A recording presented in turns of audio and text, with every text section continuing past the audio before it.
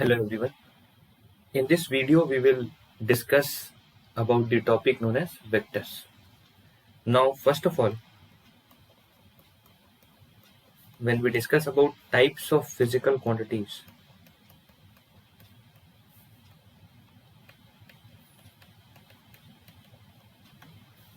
we'll broadly talk about two types. First is scalar and the second is vectors. Now scalar is something that only has magnitude.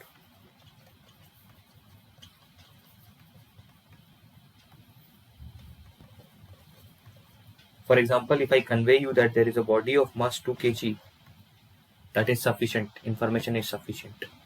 So mass 2 kg, it only requires the magnitude. So mass is a vector. Time taken by a body to move from place A to place B is 2 seconds. I don't have to give any other information, right? So time is also a scalar. But suppose I tell you that there is a table, and on that table you have kept a block.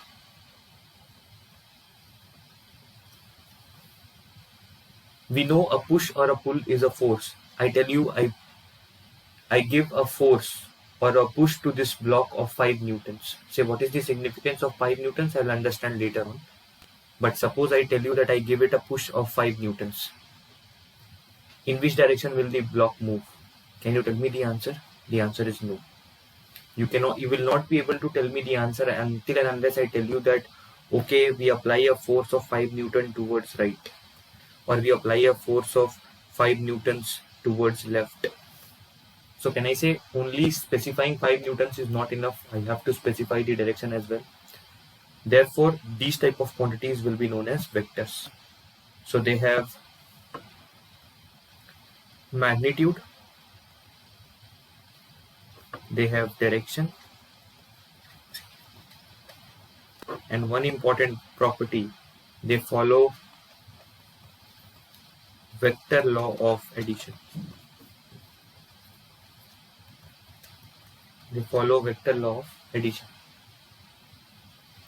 So now I know there are two kinds of physical quantities, scalar and vectors. In this chapter, we will be basically talking about vectors. So if I know there exists a vector, there must be some way to represent it, right? If I know there is a line, I know how to represent a line. If I know there is a ray, I know how to represent a ray. So we then need to understand the representation of vector.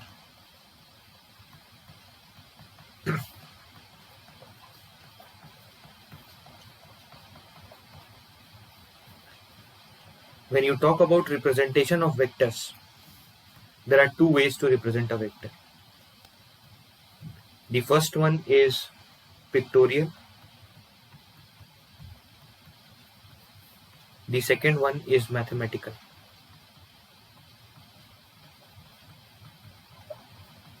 The second one is mathematical.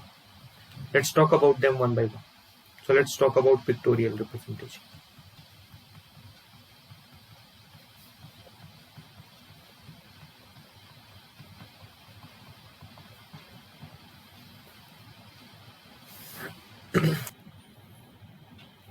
So in pictorial representation, we represent the vector like this by an arrow, right?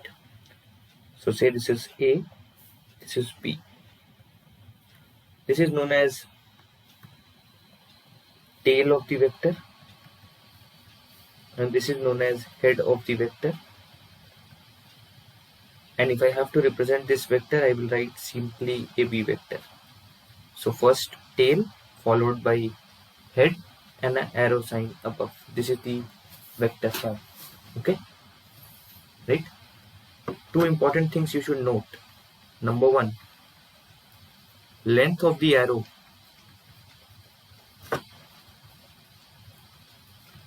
is proportional to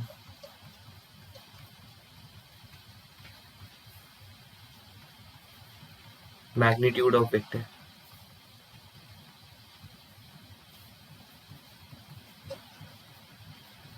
Okay. Second,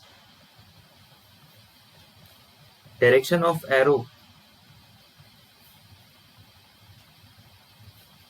tells us direction of vector.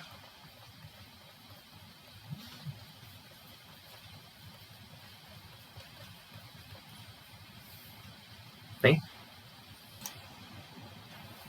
For example, say east-west, north-south directions are given by this.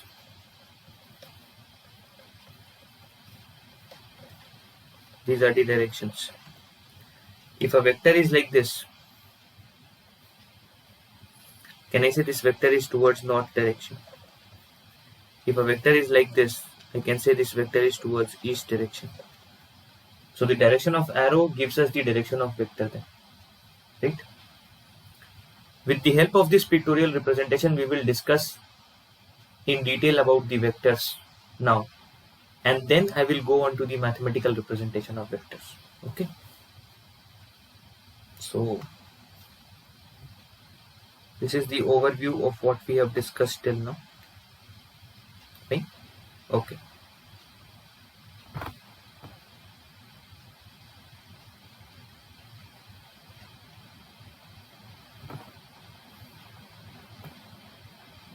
Let's now discuss properties of vectors. The first property is when two vectors are equal,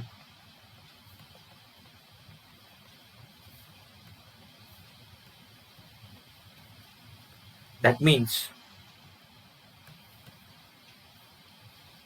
they have same magnitude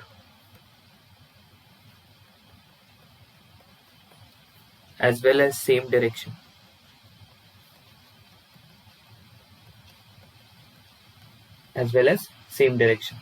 For example,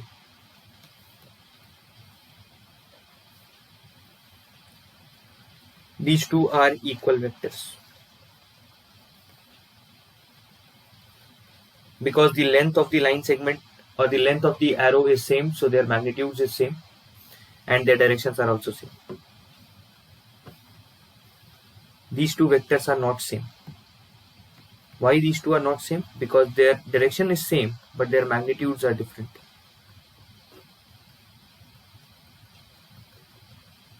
Similarly, these two vectors, if I take, say their lengths are equal, but still they are not equal vectors because their directions are different.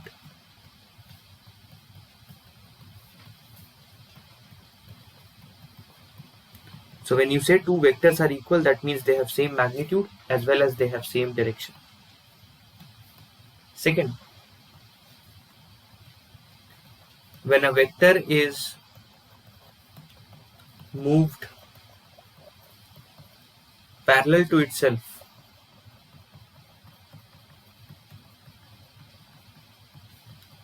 it does not changes.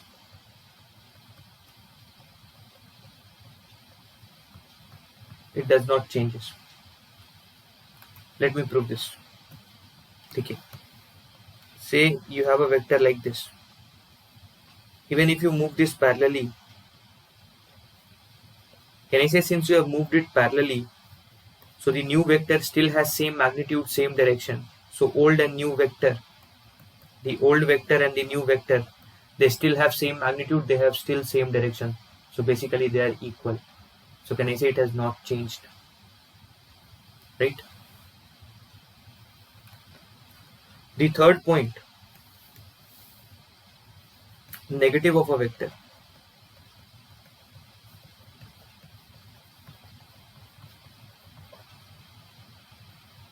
Right? Now suppose you have AB vector.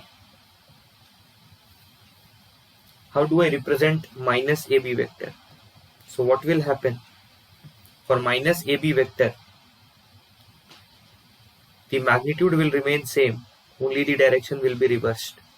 So this length of the two are going to remain same, only the direction is going to be reversed. Right? जो पहले head था वो tell बन जाएगा, जो tell था वो head बन जाएगा. ठीक है? So can I say in such a case, same magnitude but opposite direction.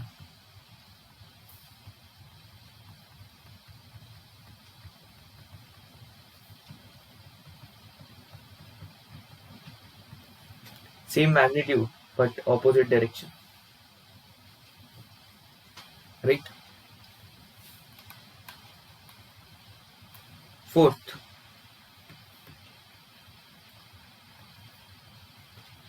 multiplication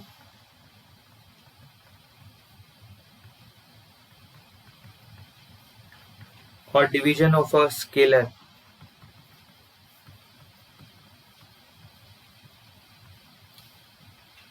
to vector. Now suppose PQ vector is k times some other vector AB, right? If k is greater than 0, direction of PQ same as AB but magnitude changes.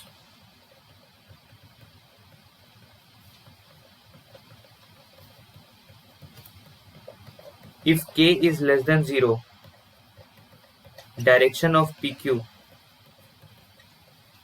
is opposite to AB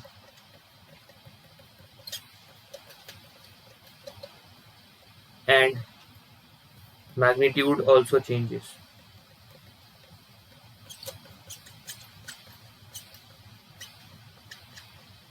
And magnitude also changes, right? Okay. So these are some basic properties of a vector, right? Angle between vectors.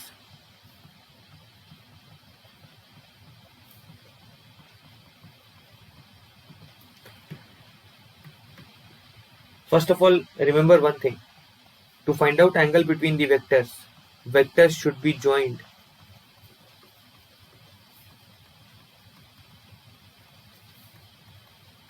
tail to tail, and then angle enclosed between the vectors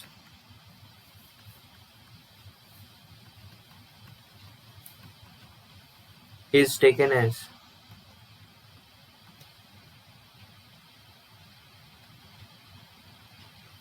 angle between vectors.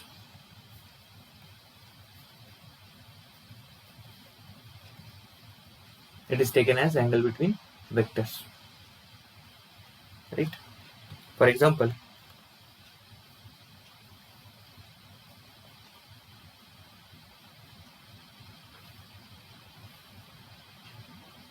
they have joined these two vectors. So this is the enclosed angle. This is the angle between vectors, right? This is the angle between vectors.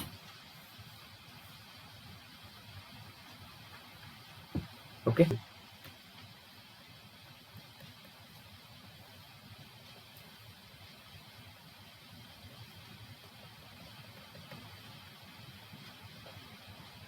Say this angle is 150 degrees. But is the angle between the two vectors 150? No. Because we have to find that enclosed angle only when their tail to tail is joined. So what I can do is, I can move this vector parallelly and I can bring it here. And I know upon parallel displacement, the vector does not changes. So can I say this is going to be the angle between the vectors? No. So if this angle is 150, this is definitely 30 degrees. So this is 30 degrees. So angle between two vectors is 30.